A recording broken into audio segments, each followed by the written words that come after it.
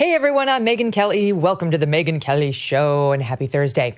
Later today, we have Virginia Lieutenant Governor Winsome Earle-Sears. She is in a very tight race to become the next governor of the Commonwealth of Virginia. Just 12 days to go until Election Day, and she has got the entire Democratic Party plus the media against her. As a reminder, tonight we start the Megyn Kelly Live Tour down in Texas, Sugar Land tonight with Donald Trump Jr. and Jesse Kelly. Tomorrow we'll be in San Antonio with Glenn Greenwald and Emily Jashinsky.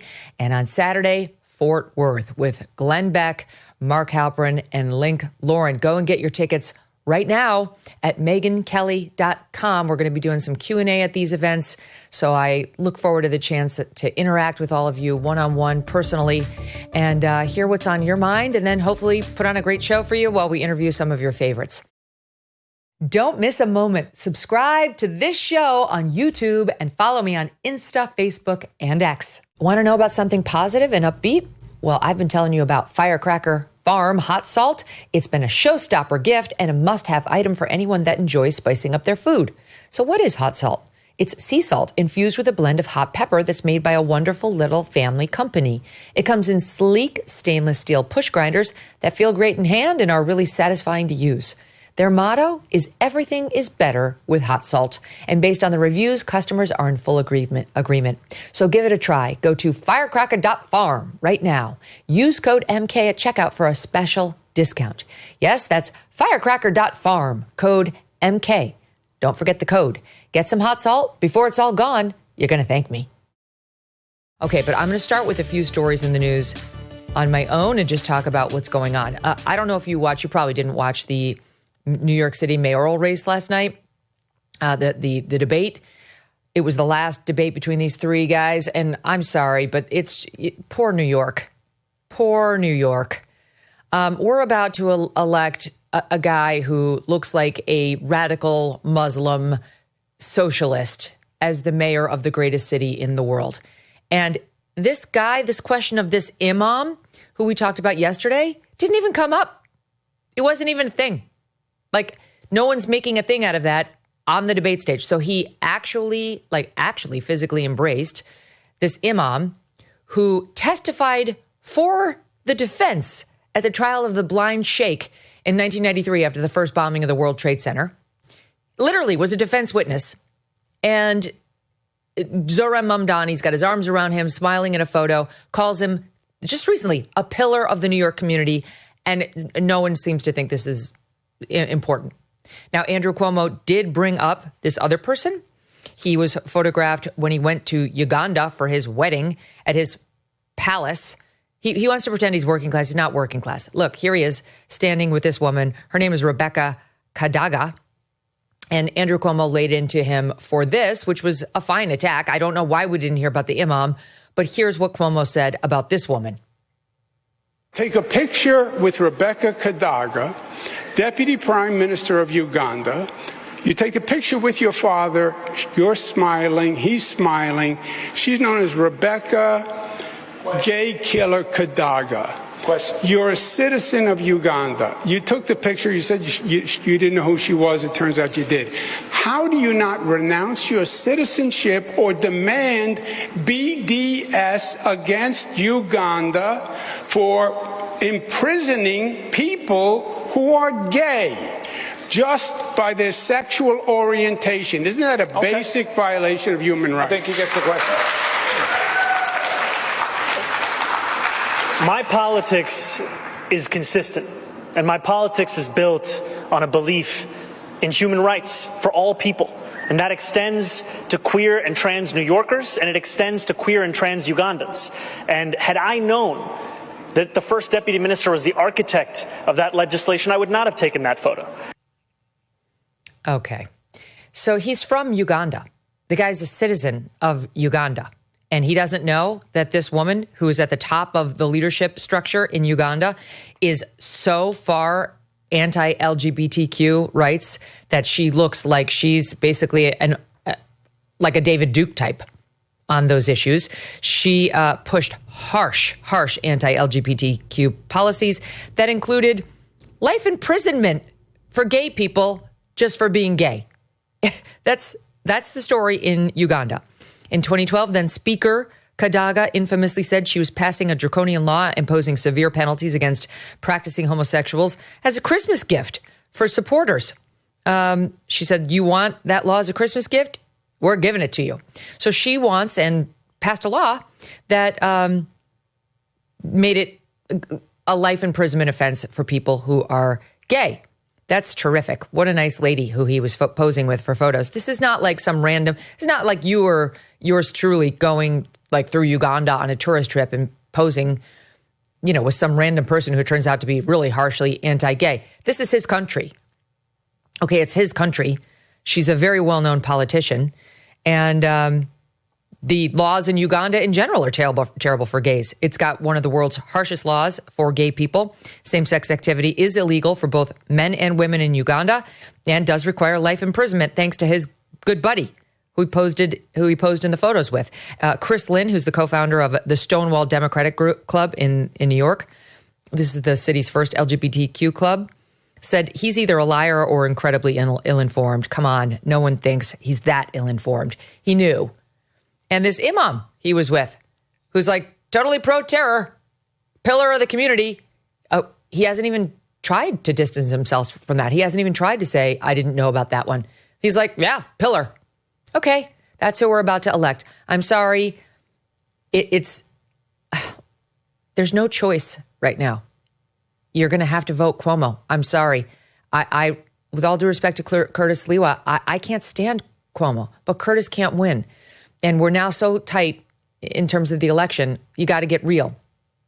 How are we going to elect this guy, this imam-loving, this terror-loving, imam-loving Mamdani as the next mayor of New York? Curtis Sliwa, I respect. It's just he wasn't able to get it done. His numbers are too low. He's not a realistic candidate. That's the truth. So I'm sorry. It's disgusting, but I have to go with the guy who's going to harass me and kill off grannies over the guy who wants to potentially actively turn New York into one big mosque. I just okay, here is an extraordinary exchange. Poor Curtis. I mean, he's really in the thick of it and I feel for him, but he called into, we mentioned this yesterday, and I'll get to the debate in 1 second. He called into WABC, his radio station where he has a radio show, and got into it with Sid Rosenberg. We had part of it yesterday. Now we've heard more. Listen to this exchange between these two guys as they went at it. I feel like you're running against Mamdani anymore. I really don't. This hatred for Cuomo, which you've got 100 times over, like Janice Dean has enveloped you to the point where I think you're losing sight of who you're running against. I go to your page, I got to go 12 goddamn tweets before I see Mamdani's name. Let me tell you, I'm talking to WABC now.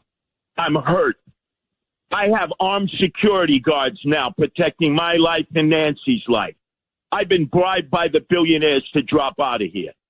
If anything happens to me or anything happens to my wife because of this frenzy that I hear constantly coming from some of your colleagues here at WABC, it's on you guys and you gals. Even when the Gottis and Gambinos put a hit on me, 5 hollow point bullets, I never had armed security. The frenzy that is coming out of people's mouths. He's running a horrible campaign, Sid. Can you at least acknowledge that? No, I don't know, because I want you or him to win.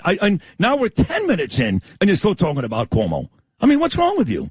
You got to beat Mamdani. You got to get over it. You're going to lose, and you're going to lose badly, embarrassingly. You know this. You're the one who said that Cuomo would win the primary, didn't you? No. First, yes, I did, and everybody else, because nobody saw Mamdani coming. So stop with the Cuomo. No, I saw Mamdani Curtis, coming. I talked to you.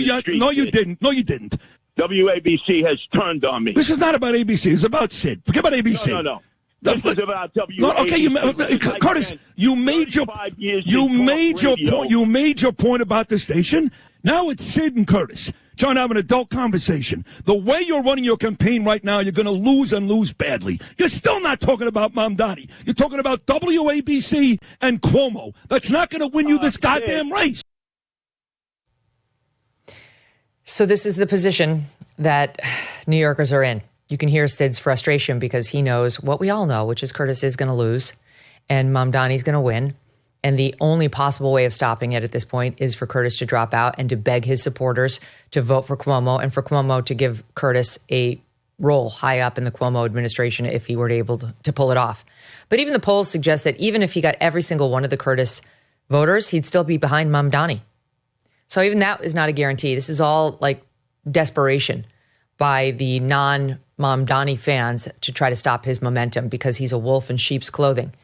And he's charming and he smiles a lot. He's a lot like Barack Obama, only I think far more radical. This is a scary time for America, for New York. You know, we've got a Muslim mayor of Dearborn, Michigan, who's threatening to throw out white people who object to certain disturbing behaviors over in the community, calling them racists. We've got Omar Fateh running for Minneapolis mayor. This guy also Muslim. Are these people, what exactly are they going to do to Minneapolis? I mean, truly, because the Midwest is becoming heavily Muslim. Do we care? Does anyone care that Islam is not consistent with the patriotic goals of the First Amendment, the Bill of Rights, and the fundamental Judeo-Christian foundation of this country? Does anyone care? Okay, you can call me a bigot. I've been called it before. I don't care. This is not what we want. We do not want city after city turning Muslim and electing Muslim leaders. I just watched a half an hour interview with Mamdani last night where he was going on and on about the mosques in New York and driving up the Muslim population and how it's his dream to see the BDS movement spread far and wide, you know, condemning Israel and boycotting Israel, and how his whole reason for becoming a politician was Palestinian rights. That's the thing he cared most about, Palestinian rights. By the time he actually got going on the mayoral campaign, he realized he had to stop saying things like that. He had to start saying, "Oh, all I care about is economic inequality in New York." No, he actually said that was his number one thing, Palestinian rights. And his dream was to bring more politicians like that into the fold in New York. This is going to be the New York mayor. So, I mean, it's go time on the decisions. And if this can happen in New York, this can happen in your city. I'm sorry, but it's time to just say no. I respectfully dissent. You want to come over here as a Muslim, you want to be raised as a Muslim, you want to totally assimilate to American culture and values, you're welcome. But you talk about how your number one thing is Palestinian rights and your big push is to boycott and divest from Israel, and you want to run for mayor as New York while you're literally embracing a terror-supporting imam and on a debate stage questioning why others haven't been to this mosque or that in New York as though that's a requirement to become mayor, you're out.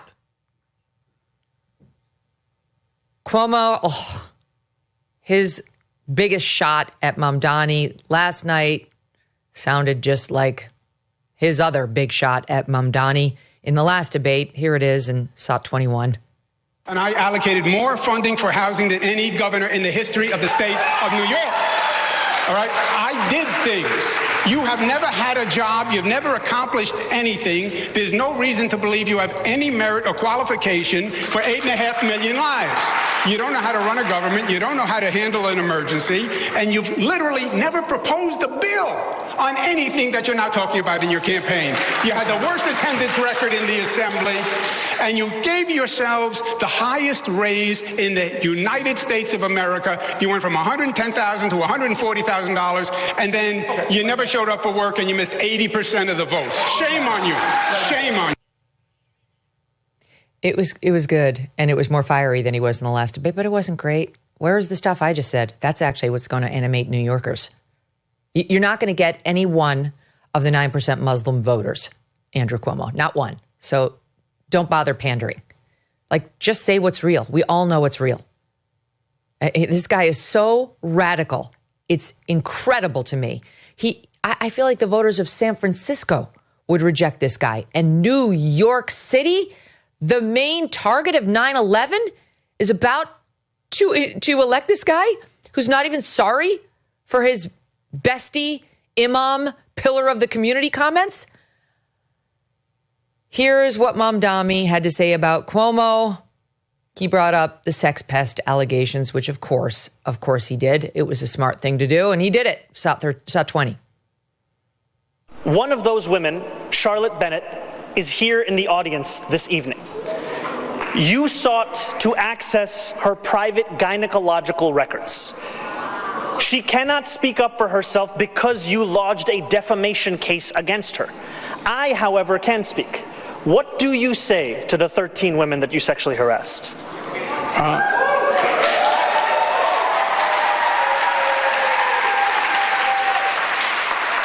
If you want to be in government, then you have to be serious and mature. There were allegations of sexual harassment. They went to 5 district attorneys, fully litigated for 4 years. The cases were dropped, right? You know that as a fact. So everything you just said was a misstatement. Okay, just because a prosecutor didn't see crimes that were committed doesn't mean he didn't do it. Noticeably absent from his defense was, I didn't do it. It isn't true. Like, that would be a good place to start. He can't say that, obviously. We know why. I think we all know what's going to happen in this race, and it's going to be positively devastating for New York, and I'm very sad about it, really sad that we're in this position. It's a crown jewel of the United States, and we're about to hand it over to a radically left person. Some Republicans are excited about it because they're looking forward to making the point about how radical Democrats are for this guy's term. I get it, but it's not worth it. And some Democrats are looking forward to it because they want socialism. They actually think it's going to work no matter how many examples you give to them of it not working. And you will run out of other people's money. There's not enough. Already, millionaires and billionaires are fleeing New York. I told you the story the other day. Even our apartment, which we sold in 2021, has lost 30% of its value just over the last 4 years. Like it's on the market again. And we saw that it's down 30% in the asking price from when we sold it. 30%, almost like over 30. That's because people are fleeing. They'll take any price right now to get out of the city. Say a prayer for New York. Okay, let's keep going. Amazingly, in the news, the attacks on J.D. Vance have begun. We're not even a year into Donald Trump's presidency, and already the left is laying the foundation, which we knew they would, but it's already starting, that J.D. Vance is even scarier. He's even more radical than Donald Trump. He's really the one that we have to fear. This is Jen Psaki, who appeared on this crazy-ass podcast, which we talked about yesterday. And I don't even know this person. I can't remember her name, but she's very radical. Jennifer Welsh, is that her name? Yeah, she's a nutcase. And she's been getting more and more vocal because she says really radical, weird leftist things. She's a moron. She literally has no political background or anything else to recommend her opinion. But here she is hosting Jen Psaki, and here are Jen Psaki's deep thoughts on J.D. Vance, SOT 16. I think the little Manchurian candidate, J.D. Vance, wants to be president more than anything else. How's he Manchurian? I always wonder what's going on in the mind of his wife. Like, Agreed. Are you okay? Please blink 4 times. Yes. We'll come over here. We'll save you. You're a bitch. And that he's willing to do anything to get there. I mean, he's scarier in certain ways. He's smarter. In some ways. And he's young. Yeah. And ambitious. And ambitious. And agile in the sense that he is a chameleon who makes himself into whatever he thinks the audience wants to hear from him. Now, what's also true, though, is J.D. Vance is not – he's in some ways goodish on paper if you like what he believes in. I don't know. But I don't know that he can take the whole movement with him. No way. I don't think so either. There's no riz. It's got These no women riz. know nothing. Right? And he just is a little odd. And Totally. so Trump's odd in a different way. So I'm skeptical of that. So yeah, he's got to. I mean, everything going on right now, and I think we have to be very clear-eyed about this, is about trying to manipulate the public around elections. There's so much to digest there. Okay. The fact that these two far leftists, I don't know who the other Nimrod is next to that first hateful person, but the fact that these two blonde women, these two Trump-hating blonde women whose only badge of honor is their hatred of Trump, their TDS, they're going to weigh in. No way, J.D. Vance. You don't know shit, you absolute fucking morons. You know nothing. You know nothing about MAGA. You know nothing about J.D. You know nothing about Trump. And I love, love, love that some portion of the left is being misled by these three losers. This is great. This is wonderful for Team Sanity. J.D. Vance 100% can do it. He's going to do it. Sorry to break it to you, ladies. He's going to. Why is a 46-year-old woman, Jen Psaki, using the term Riz? That's already been rejected by my 12-year-old. Okay, so get with the program. You only sound old when you try to sound like a prepubescent teenage boy or girl. Okay, Jen, Dora the Explorer. That's how we see Jen Psaki. So she doesn't know what she's talking about. The nerve of her to describe Usha as some sort of a hostage. Now, listen, first of all, you're a white woman and you should be not be talking about a brown woman this way. Your party sets these rules and you have to live by them. When a brown person has opinion of any kind, you have to put on your listening ears and maybe take a beat. We've heard that from your side. All right. So you are not allowed to say that Usha Vance is in a hostage situation just because she's married to the current vice president, whom she happens to adore. Jen Psaki, I guarantee you don't know Usha Vance. You've never spent 2 minutes with Usha Vance. Those of us who have know one of the first things you notice about her is how deeply in love she is with her husband. Why don't you read Hillbilly Elegy? Why don't you listen to 2 minutes of what J.D. Vance has said in his public interviews? These two have a classic, wonderful, moving, deep American love story. In many ways, Usha saved J.D. His whole life is a story of women coming to his rescue. His big sister, Lindsay, when his mom was hooked on heroin and drugs and bringing man after man into their home. It was a rough upbringing. His Aunt Wee, his grandma, of course, his mama, who was the primary and dominant figure in his life. And then he went off to law school. And it was Amy Chua, professor there, and Usha, who saved him from the demons that can come from a lifetime of being brought up in that kind of an environment. And those two have a relationship that will never be broken. Usha is far from a hostage. If anything, she's a rescuer. She's somebody who swooped in and was exactly what J.D. Vance needed at exactly the right time. And he had, I'm sure, and she hasn't spoken to me about this personally, but I'm sure JD's bare knuckle brawling, background and self-effacing personality and approach to life was probably very appealing to her. She's from more of a buttoned up background. So fuck off, Jen Psaki, for trying to psychoanalyze Usha as a hostage, which again, according to the rules from your side, you're not allowed to do. Put on your listening ears and maybe take a beat. Then she refers to JD as a Manchurian candidate. What does that mean? Manchurian candidate is somebody who gets like sneaked into the presidential role and is controlled by a foreign country. What foreign country is J.D. Vance controlled by? Who's controlling him? J.D. Vance is actually very focused on the United States of America. He's the one, more than Trump even, who doesn't want us to get involved in these international conflicts and create situations where we might have no choice but to put American boots on the ground. Who is controlling him? Who is it?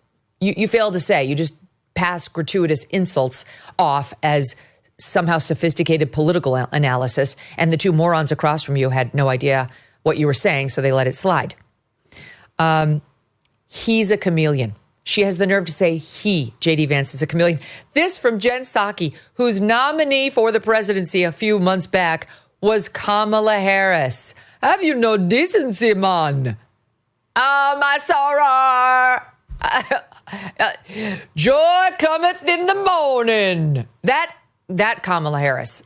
I think you have your chameleons confused, Jen Psaki. So that's what's happening over on the left. And by the way, a gratuitous insult that he's ambitious. Right. Like literally every person who ever ran for vice president or president. Okay. I guess we can pretend it's just a J.D. Vance thing. Whatever floats your boat. Okay. Let's keep going. Sunny Hostin is out there with some comments about the white people in her neighborhood. Now, not for nothing, but if you take a look at Sunny Hostin over the years, she's getting progressively whiter. Like over and over in these pictures, I don't know what she's doing with her makeup or whatever, but she lives in a white neighborhood and she looks like, time after time you see these photos of her where her makeup is about as light as mine is. So I don't know how she feels about white people, but every time she speaks out about them publicly, she's got the blonde hair tips in 9 out of her 10 appearances and whatever. She's ripping on them as racist. So I'm kind of confused about where she stands on whites. The whites who live in her very Tony neighborhood in Purchase, New York, she thinks are racists. She surrounded herself with a bunch of racists and chosen to raise her children around a bunch of racists. How do I know? She just told us. She was talking about how she allegedly had to go out there and warn the cops in her neighborhood about her son who was running and training for the Junior Olympics, who is black, that he's hers. Well, I'll let her tell you. Watch. As a mother of black children, I know that black boys are not given the presumption of innocence and the presumption of youth. She's calling the police and saying they're trying to steal her car, and they're 11 years old. They don't know how to drive. And so for me, what was interesting was I have had to be in the position where I have gone to my local police department because I know my son is going to be training for the Junior Olympics, running around the neighborhood in an all-white neighborhood. And I have brought him to the police and said, he belongs to me. This is my son. Do not harass him. Do not stop him.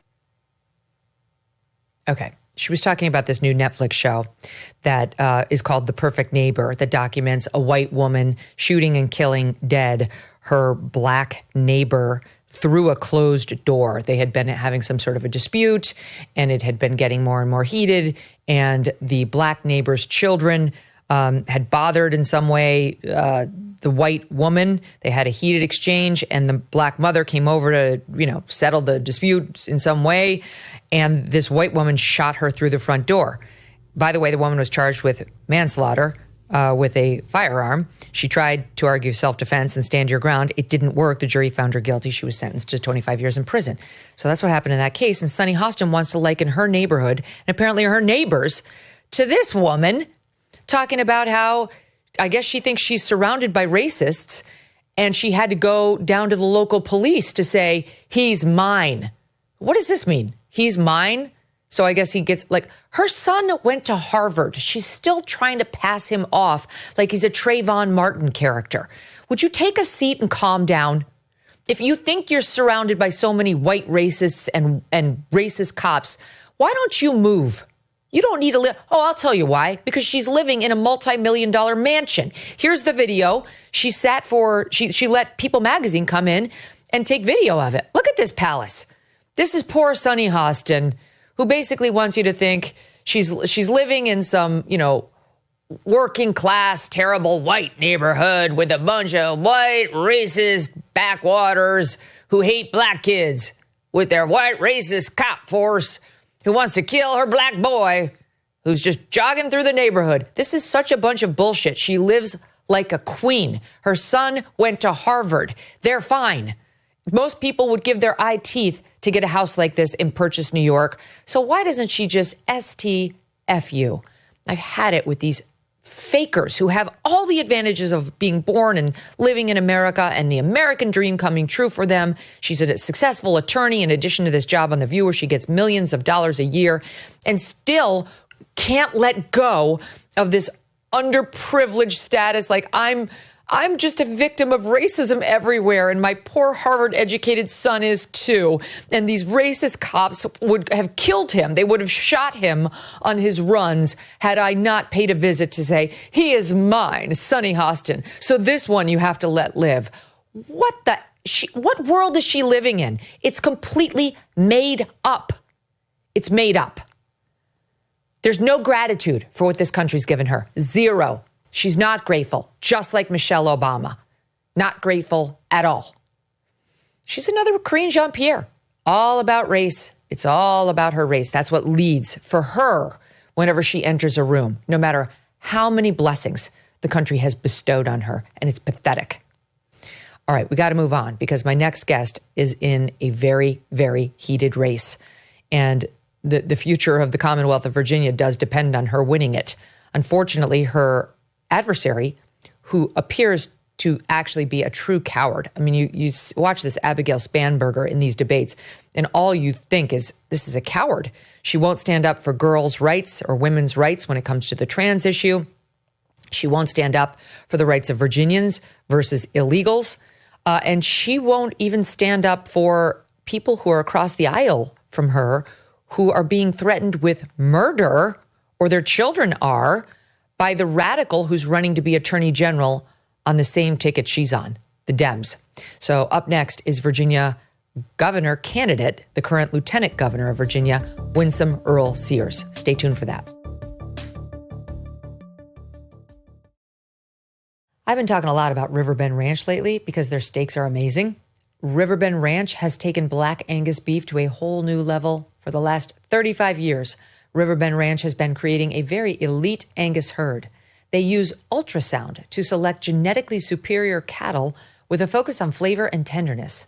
When you purchase from Riverbend Ranch, you are not only supporting the 64 cowboys and cowgirls and their families who work on the ranch, but you're also supporting over 260 other U.S. ranches and the hundreds of American families who work on those ranches. It is born in the USA, raised in the USA, and processed here too. It's aged to perfection for 21 days and shipped directly from the ranch to your home. This is not your average Black Angus beef. So order from riverbendranch.com. Use the promo code Megyn for $20 off your first order. And let me know what you think. riverbendranch.com, promo code Megyn. Does your family pile on the couch Sunday morning, get cozied up, maybe with some coffee? You might want to add the bubble cuddle blanket from Cozy Earth as part of your plans. It's plush, textured, and then when it's time for bed, that's when Cozy Earth takes comfort to a whole nother level. Their bamboo sheets can transform your sleep. Made from viscose from bamboo, they're temperature regulating and moisture wicking, so you actually sleep cooler. Silky smooth, breathable, and built to last, it is like slipping into luxury every night. Plus, you can try them risk-free with a 100-night sleep trial and a 10-year warranty. Upgrade the place you spend the most time, your bed. Visit CozyEarth.com. Use my code Megyn for 20% off your order. That's CozyEarth.com, code Megyn. And if you get a post-purchase survey, let them know you heard about Cozy Earth from The Megyn Kelly Show. Because home is not just where you live, it's how you feel. Let's go home with Cozy Earth. It's finally here. Megyn Kelly live in Texas with your favorite all-star guests, Donald Trump Jr. There's a true seismic shift going on right now. Watching the Democrats, it's amazing that they're so far out of touch. Glenn Beck. It's going to be a lot of fun. I'm going to be making a major announcement with her. I'm making a major pivot point in my career. Jesse Kelly. They stand up and they tell people, Hitler's coming, Hitler's coming, Hitler's coming. And you have all these single women on anti-anxiety meds freaking out. Oh my gosh, the world's going to end. These people get lied to repeatedly, and all they do, maybe it's a Democrat thing, is bend over and say, thank you, sir, may I have another? Emily Jashinsky. The Rapid Response Choir. Across Maryland, I'm gonna let it shine. I don't want to sound racist, but I sometimes really hate white people, Megyn. Glenn Greenwald. The only time I ever see clips of Michelle Obama is when you force me to see them. The way you're chewing makes me want to smack you upside the head. I watch that with my mouth agape. This is real contempt and hatred in a marriage. Mark Halperin. I'm hungry. I could use some salad. I've got it for you right here. One of the reasons I wrote this book, Rachel, is there are actually a number of reasons. Please, I would like a light vinaigrette. And Link Lauren. I will do my Jasmine Crockett impression during the show, I promise. Yeah, you ain't got to believe me. Just go Google. You'll find some of it. Sugarland, San Antonio, Fort Worth. It's going to be so much fun. So go get your tickets right now before they sell out. MegynKelly.com. I can't wait to see you. All month, we've been telling you about the fallout of Democrat Virginia Attorney General candidate Jay Jones's sick texts, where he fantasizes about the murder of a Republican colleague and the murder of that colleague's children. The scandal's having a big impact in the Virginia Attorney General's race and has led to a tightening at the gubernatorial level as well. Here's a reminder of the viral moment from the October 9th debate between Republican Winsome Earle-Sears and Democrat Abigail Spanberger, both running for governor. Watch. Why my opponent won't say beyond it's abhorrent and disgusting, why she won't say it is not okay and that he must leave the race because J. Jones advocated the murder, Abigail, the murder of a man, a former speaker, as well as his children who were 2 and 5 years old. You have little girls. What would it take him pulling the trigger? Is that what would do it? And then you would say he needs to get out of the race? Abigail, you have nothing to say? Abigail, what if he said it about your 3 children? Is that when you would say he should get out of the race, Abigail? You're running to be governor.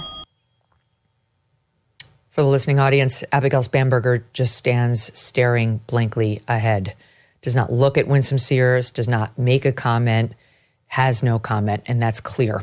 The polls have tightened a bit since the scandal erupted, but the Democrat, Spanberger, still leads by about 6 points in the Real Clear Politics average of polls. Here now to tell us what to expect in the final 12 days before the election, Lieutenant Governor of Virginia, Winsome Earle-Sears. Thank you so much for coming on, Lieutenant Governor. It's a pleasure to meet you. I'm worried. I'm worried because I want you to win, but she's been leading in every single poll that's been taken. I can't find one in which you're leading. So what can be done in 12 days? Well, you saw what happened in one night, and there are all kinds of things that are happening. But we have the poll, and she's not acting, by the way. Abigail Spanberger is not acting like she's 7 points ahead.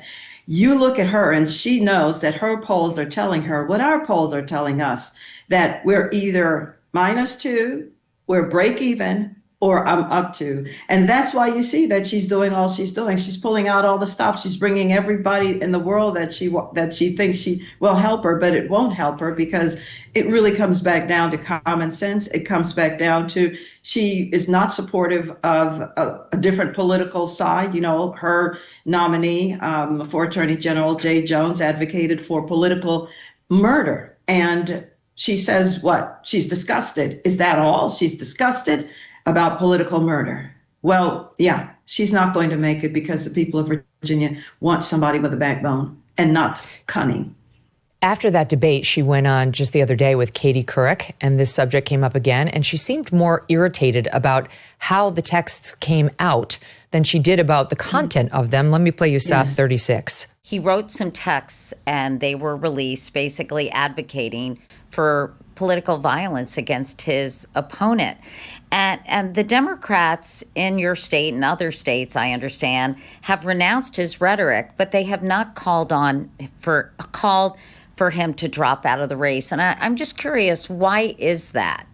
I think there's a couple elements here, and I'll speak broadly, but also reflecting my own opinions. These texts are years old, and so they have been held for years and not released over the summer, where it would have been a valuable bit of information for voters to have. There could have been a different name put on the ballot. And so people can choose how they view these texts and view, frankly, actions of the last 4 years of our current Attorney General who's running for re-election. And certainly, I make no bones about it, the decision is harder. These texts were abhorrent. But it is ultimately up to individual voters to make a decision at this moment in terms of how they wish to proceed. Your thoughts on that answer? Yeah. So what you saw there is Abigail Spanberger is not a profile in courage. And all she cares about is when the text came out. What does it matter? It matters that murder was advocated for one's political opponent, J. Jones, and J. Jones also advocated for the murder, 2 bullets to the head, of his little children, 2 and 5 years old at the time. And she's concerned about when it came. You know what? What I think about now is that Katie Couric's sister was a senator, a state senator right here in Virginia. And certainly I'm thinking that Katie is thinking there's something incongruent with all this. That, as a matter of fact, we had a Democratic governor, Ralph Northam, and he was found to be either the one under the KKK sheets or the one in blackface, and that was 30 some years ago. And still, the Democrats called for him to leave office. These text messages advocating for murder were 3 years old, and we're still talking about murder. And Abigail, instead of her saying, well, you know, we've just got to get you out of the race. No. She says the people of Virginia must decide. Again, not a profile in courage. She knows what to do. So does it mean that as a Republican, we are not safe? But remember, Abigail is also the one who told her supporters, let your rage fuel you. What rage, Abigail? And fuel what, Abigail? And against whom or to what end, Abigail? You're running to be governor. These people who say, these Democrats who say that they love everyone more than any Republican ever could, actually they don't.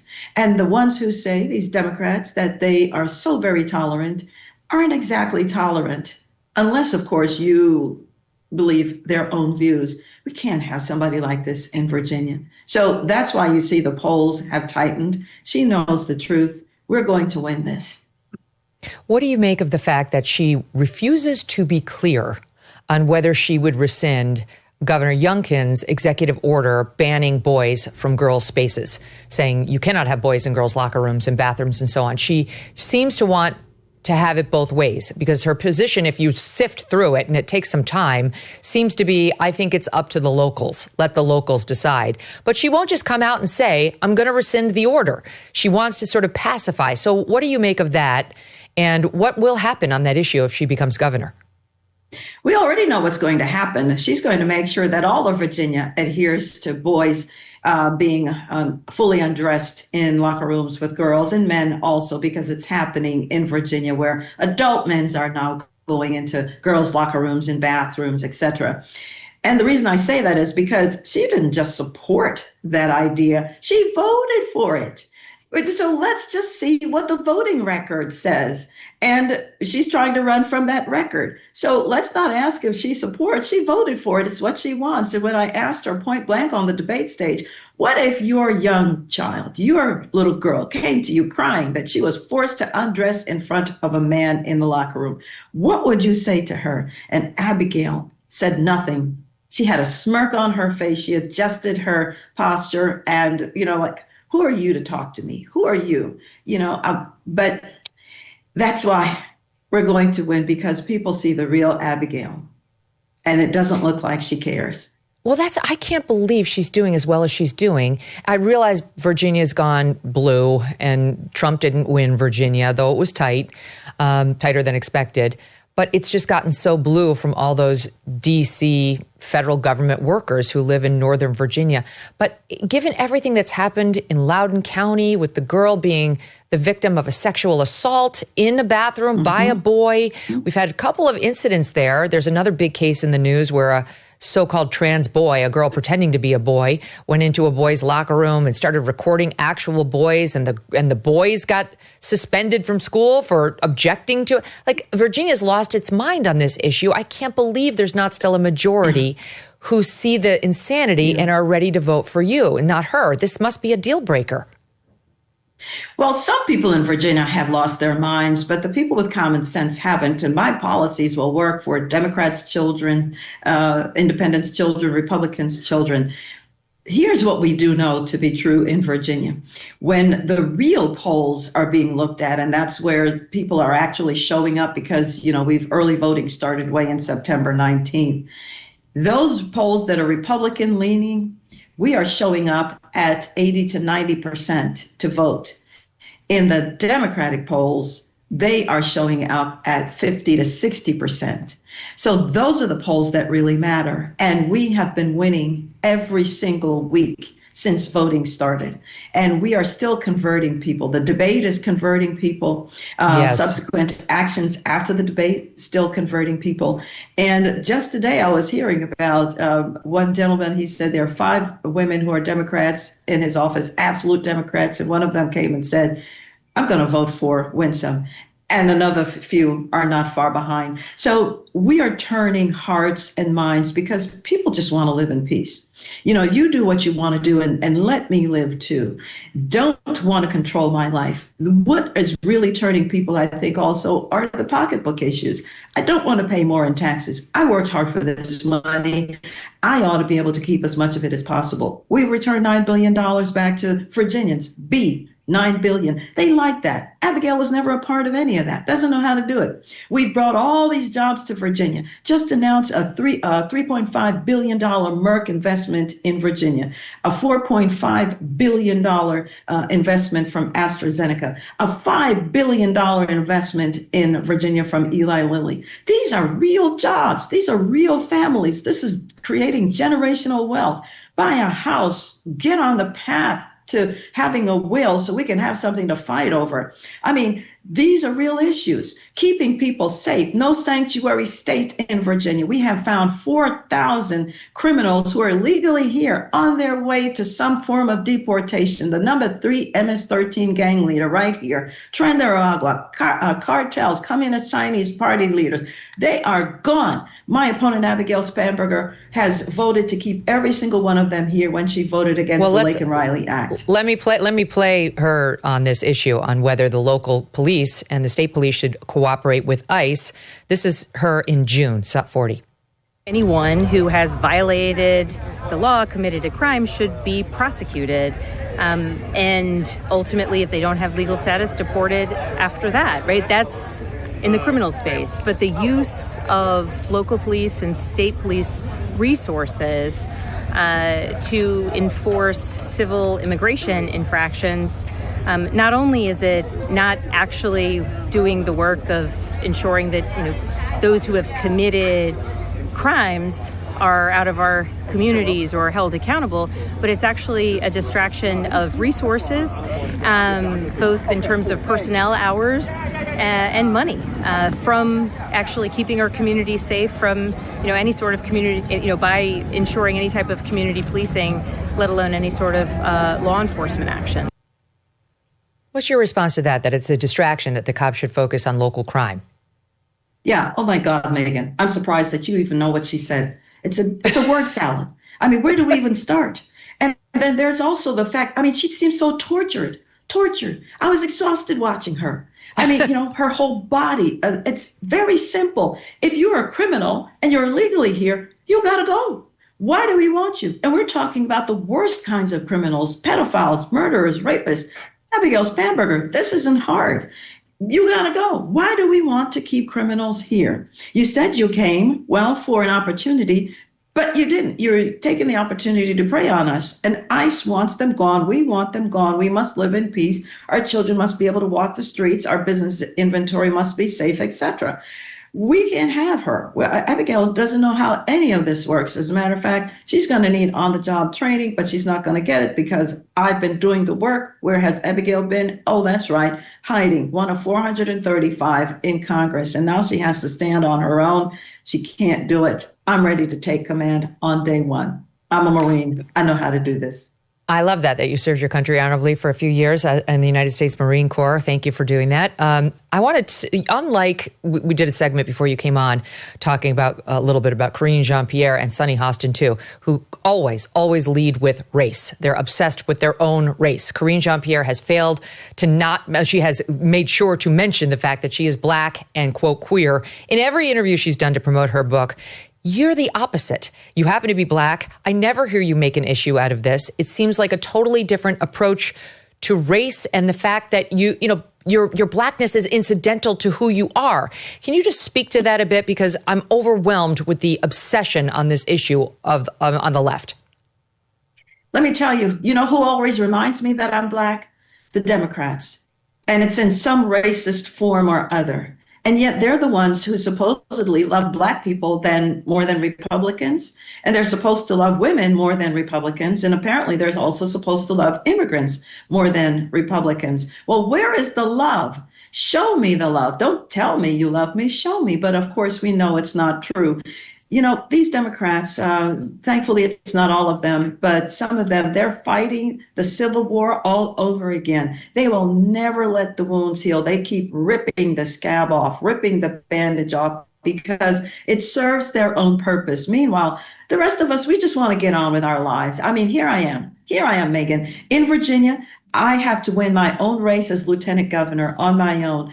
The governor does not choose me. The people of Virginia choose me. And so the Republican Party nominated me. Think about that. The big bad Republicans nominated me, a female Black immigrant. And then the people of Virginia chose me. I am second in command, Reagan, in the former capital of the Confederate States. My God, have we not changed? Have we not changed? Why do we keep doing this to each other? Let's just get on with our lives. Let's live long and prosper. I'm a Star Trek fan. Let's allow people to be. We care about the pocketbook issues again. Are my children being educated? Am I going to be safe? How are you going to help me? Are you going to make my life harder than it already is? Are you going to break down the barriers? What are you going to do? That's what the people want to know, not these constant, race, and more race and overcomer and all this nonsense. Come on. But I am an overcomer. Our children are overcomers. Typical of the left, however, the people who have been hurling racist insults at you have been leftists. We saw this sign at a rally held up by a leftist that reads, "Hey, Winsome, if trans can't share your bathroom, then blacks can't share my water fountain." Not sure it gets more racist than that.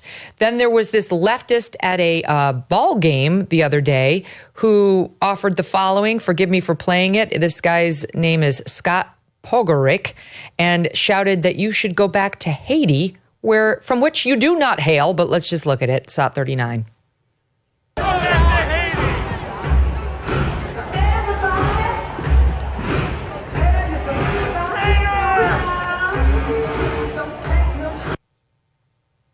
Turns out this guy works for Lockheed Martin, which is now looking into these allegations. He's, I think, suspended for the time being. Your thoughts on what you've been subjected to by the tolerant left?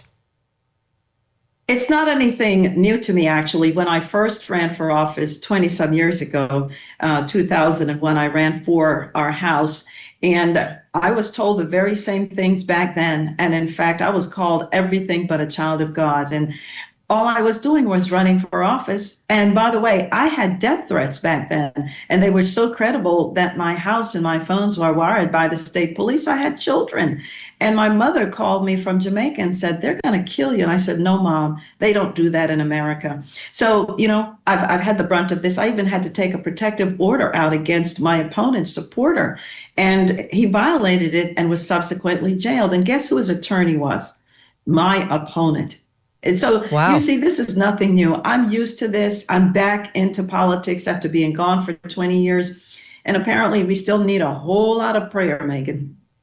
So you're a woman running against a woman. Enter another woman, Mika Brzezinski, with this searing analysis. Take a listen to this one.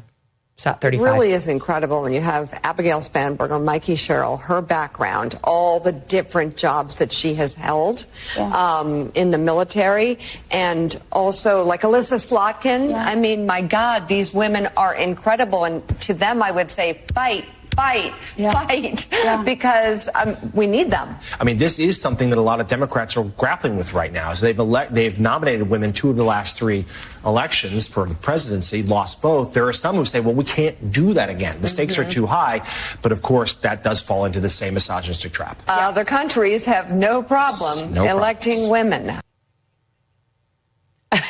Your thoughts on how this applies to you, who she mentioned? Apparently, I'm not a woman. Is that right? Misogynists think that we're not I mean, Megyn, I know I'm a woman. Nobody has to tell me that. I know I'm a woman. I can spot a woman. I mean, this is nonsense. I mean, do they think that Republican women don't count? And what about the credibility of being running for office? I mean, I led a men's prison ministry. I had a women's homeless shelter, mopped the floors at a food pantry, but had my own business. I've been the CEO of businesses, a Marine Corps veteran. I mean, I have done it, you name it. Chamber of Commerce, led programs, etc. Worked for other politicians. I mean, come on. What else do I need to do to prove that I'm quite capable? And here I am also lieutenant governor. Is that not enough? And then I was elected again 20 years ago to the House of Delegates and got bills passed, bipartisan. These Democrats, I don't think they stand for anything. Apparently, Republican women don't count. How helpful would it be to get an explicit Trump endorsement? He said very nice things about you. He said the Republican candidate is very good. She should win. He definitely wants you to win. But he hasn't done the full Trump endorsement, like on Truth Social. And I mean, I don't even know. Would it be helpful for Trump to do any campaigning for you, given how purple Virginia is and how he didn't ultimately win the state? This can cut both ways for a Republican. Well, we welcome whatever strategy that the president has. He's got a lot of people advising him, and that's good. I'm trying to keep these microphones in. They don't want to say it.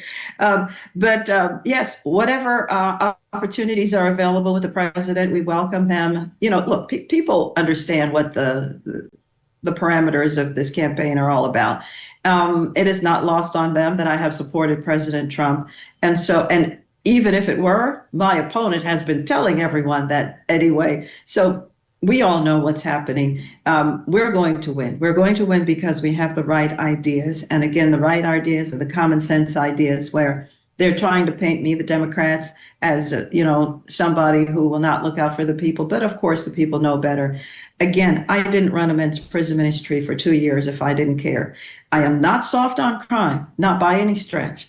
But I don't believe in throwing people away either. So we're going to hold you accountable, but then we're going to make sure that you leave incarceration better than you came in, because we need you to be the moms and dads that your children need to be. What most concerns you, before I let you go, about the possibility of a Spanberger victory? I am not concerned because she's not going to win. We're making it, as I said, we're making the case. The people are showing us that they're coming to the polls and they're thinking. They know that we were the ones, the Youngkin-Sears administration, that provided all the economic benefits that they're seeing. Abigail, was never a part of any of this. She's going to drive businesses away. She's going to force everybody to join a union, whether they want to or not. She's gotten over, $1.5 million now from unions. Winsome has gotten zero, which means they know, the unions know, who will force people to join unions. My opponent, Abigail, has voted for that in Congress. They know that they're not going to be safe with her because she's going to get rid of our police. She's going to defund them, and she's going to get rid of their qualified immunity, which is why I have 81 different sheriffs, a historic number, supporting me. And they're Democrats, Republicans, and independents. I mean, all the signs are pointing to that we're going to win, despite these polls. Well, we will continue watching it. We wish you all the best of luck, Lieutenant Governor Winsome Earle-Sears. Thanks so much for being here. Thank you.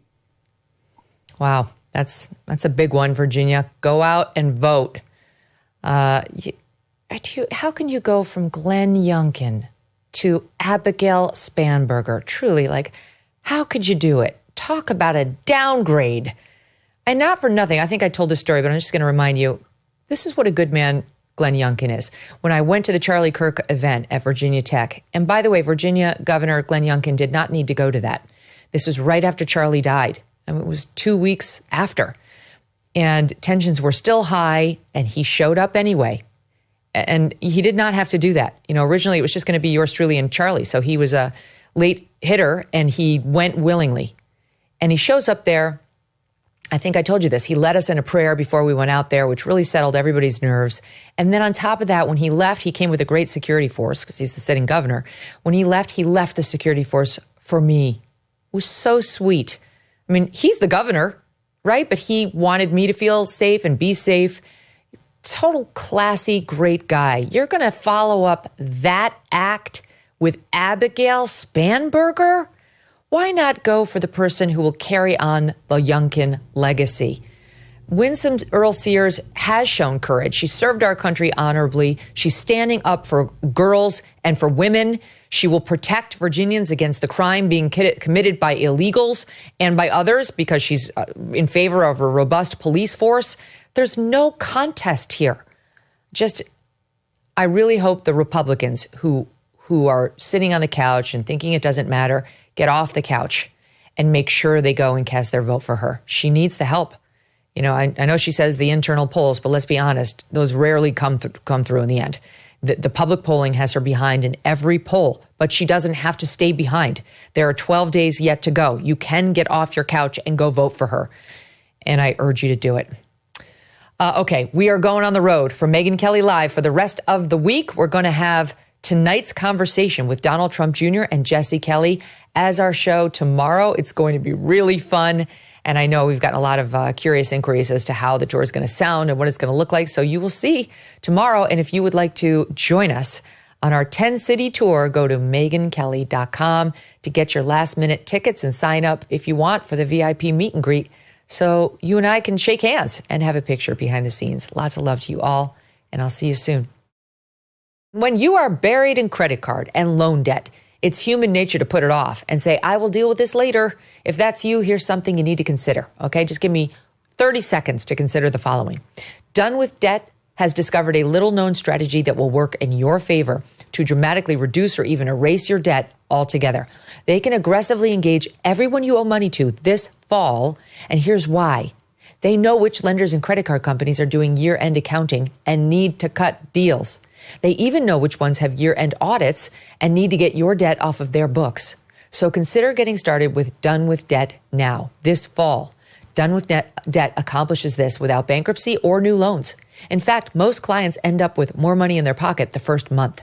Get started now while you still have time. Go to donewithdebt.com. Speak with one of their specialists for free. Visit donewithdebt.com. That's donewithdebt.com.